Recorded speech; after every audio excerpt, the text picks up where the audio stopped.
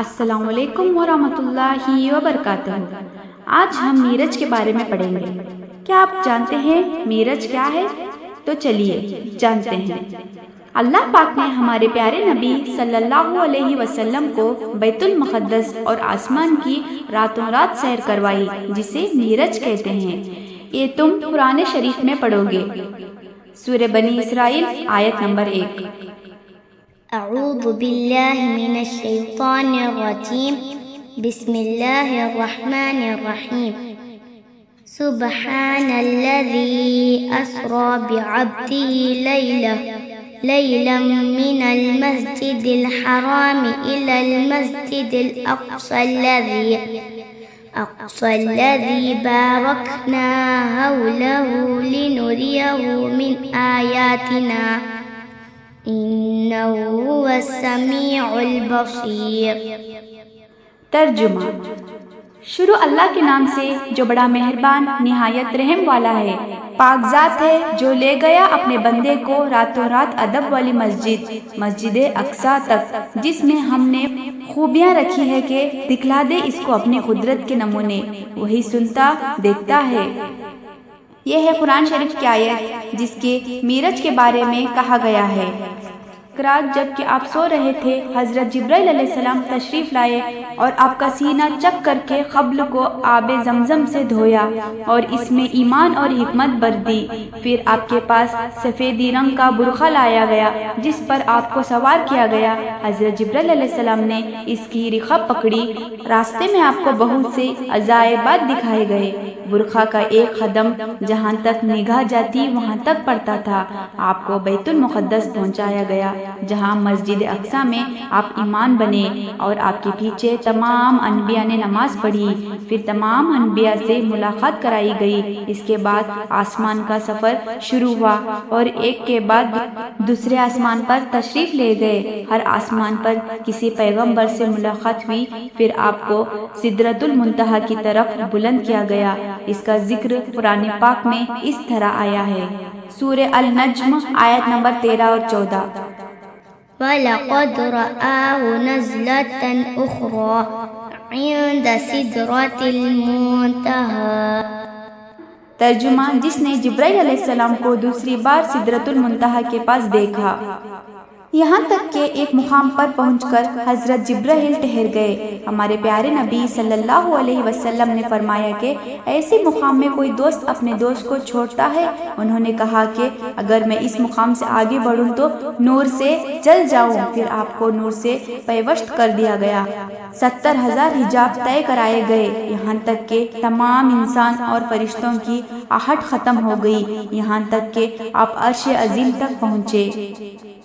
اللہ تعالیٰ کی طرف سے ہمارے پیارے نبی صلی اللہ علیہ وسلم کو امت کے لیے تحفے دیے گئے۔ وہ یہ ہیں کہ پہلا 5 نمازیں فرض کی گئی، دوسرا سورہ بقرہ کی آخری رکوع دیا گیا، تیسرا جو شخص آپ کی امت میں اللہ تعالیٰ کے ساتھ کسی کو شریک نہ ٹھہرائے اس کے گناہ معاف کیے گئے ہیں، چوتھا اور ایک وعدہ ہوا کہ جو شخص نیکی کا ارادہ کرے اور اس کو کرنے نہ پائے تو اس کی ایک نیکی لکھی جائے گی، اور اگر اس کو کر لیا تو کم سے کم 10 حصے کر کے لکھے جائیں گے، اور جو شخص بڑائی کا ارادہ کرے اور پھر اس کو نہ کرے تو وہ بالکل نہ لکھی جائے گی، اور اگر اس کو کر لے تو ایک ہی بڑی لکھی جائے گی۔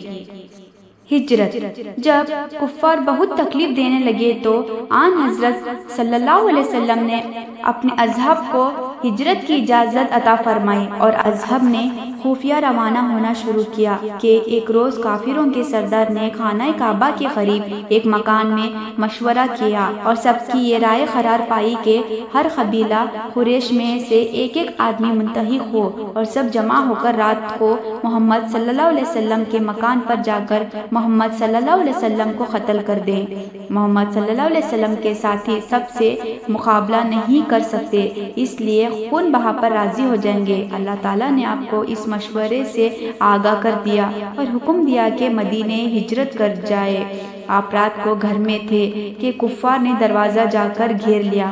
آپ امانتیں حضرت علی رضی اللہ عنہ کے سپرد کر کے گھر سے نکل گئے اور خدا کی قدرت سے کسی کو نظر نہ آئے، اور حضرت ابو بکر صدیق کو ساتھ لیے اور غار سور میں جا چھپے۔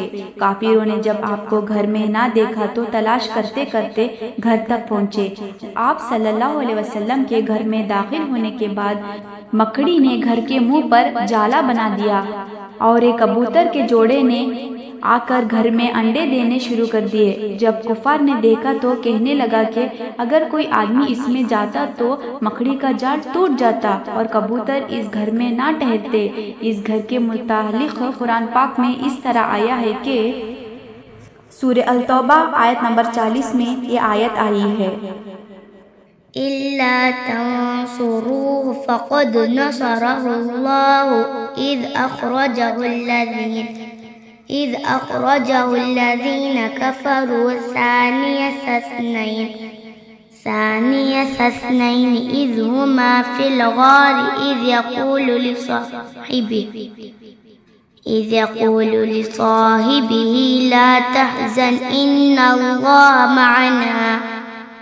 ترجمہ: اگر تم رسول صلی اللہ علیہ وسلم کی مدد نہ کرو گے تو اللہ تعالیٰ آپ کی مدد اس وقت کرے گا جبکہ آپ کو کافروں نے جلا وطن کر دیا۔ جبکہ دو آدمیوں میں ایک آپ تھے جس وقت دونوں گھر میں تھے، جبکہ آپ ہمدردی سے فرما رہے تھے کہ غم نہ کرو، بے شک اللہ ہمارے ساتھ ہے۔